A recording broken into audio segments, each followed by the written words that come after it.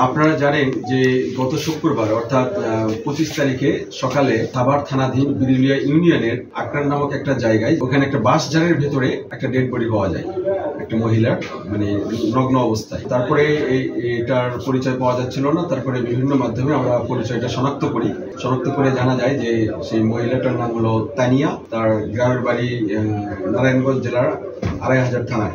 সে একটা গার্মেন্টস কর্মী।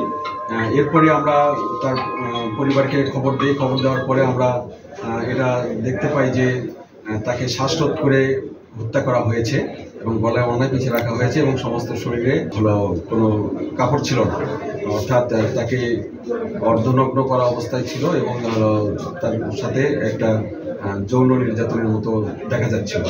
এরপরে আমরা এটা নিয়ে ঢাকা জেলা পুলিশ সুপার জনাব মোহাম্মদ আনিসুজ্জামান স্যারের দিক নির্দেশনায় সাভার থানা টিম, বিশেষ করে বিরুলিয়ার এসআই ওহাব সহ থানার টিমের একটা চৌকস দল এটা নিয়ে কাজ করা শুরু করে দেয়। কাজ করা শুরু করার এক পর্যায়ে দেখা যায় যে ওই মেয়ের স্বামী সোহাগ একই গার্মেন্টস অর্থাৎ আশুলিয়া থানাধীন একটা গার্মেন্টস ANH, এই গার্মেন্টসে দীর্ঘদিন ধরে তারা কাজ করতো ওখানে।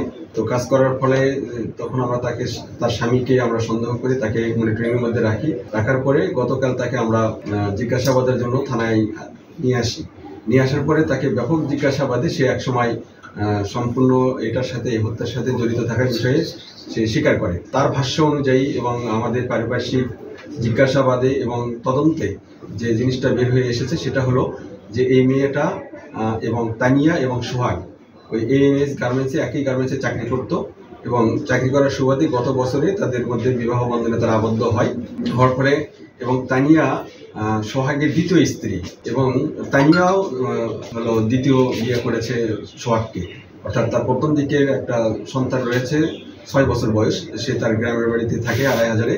এদের মধ্যে যে সম্পর্ক থাকার ফলে এবং বিবাহ আবদ্ধনের ফলে তাদের একটা পেটে বাচ্চা আসে। এই মেয়েটা যাকে মারা হয়েছে তিনি 4 মাসের অন্তঃসত্ত্বা ছিলেন। তো তাকে নির্মমভাবে মেরে ফেলেছে এই সোহাগ। তো এই নৈপথ্যের কারণ যে সেটা হলো তার প্রথম স্ত্রী জেনেছে যে তাকে তুমি আবার বিয়ে করেছো, সে বাচ্চা আসছে, এদের মধ্যে একটা দ্বন্দ্ব চলছিল। তখন সে স্ত্রীকে অন্য পুরুষের সাথে পরকীয়া রয়েছে এই রকমের একটা অপবাদ দিয়ে তাকে সেদিন ঘটনার দিনে তারা যে আশুলিয়া থানাধীন একটা বাসায় ভাড়া থাকতো, সেই ভাড়া থেকে তাকে নিয়ে যায় সাথে করে, বলে চলো আমরা বেড়াতে যাই 23 তারিখে রাত 8টার সময়। তারপরে তাকে 23 তারিখ রাত 8টার সময় বেড়ানোর নাম করে নিয়ে গিয়ে বিরুলিয়া ইউনিয়নে অর্থাৎ সাভার থানাধীন এই কালিয়াকৈর জায়গায় ওই বাঁশঝাড়ের মধ্যে সে বলে যে তোমাকে চলো এই ভিতরে নিয়ে যাই। তো যেহেতু তার স্বামী স্ত্রী, সেই বাঁশঝাড়ের মধ্যে নিয়ে যাওয়ার পরে বলতেছে যে এখানে তোমার সাথে শারীরিক সম্পর্ক করতে ইচ্ছা করছে। তো তার সাথে শারীরিক সম্পর্ক করে, যে করে হোক শারীরিক সম্পর্ক করার এক পর্যায়ে সে তাকে গলা চিপে ধরে শ্বাসরোধ করার ফলে মৃত্যু নিশ্চিত করার জন্য ওই তানিয়ার ওড়না দিয়েই তার গলায় পেঁচিয়ে তাকে একেবারে নির্মমভাবে মেরে ফেলার পরে তাকে ওখানে রেখেই সে ওই অর্ধনগ্ন অবস্থায় রেখে সে চলে আসে। এরপরে আমাদের টিম এটা নিয়ে শারীরিকভাবে তদন্ত করে এটা আসছে এবং সে প্রাথমিক জিজ্ঞাসাবাদে সে সবকিছু দোষ স্বীকার করেছে।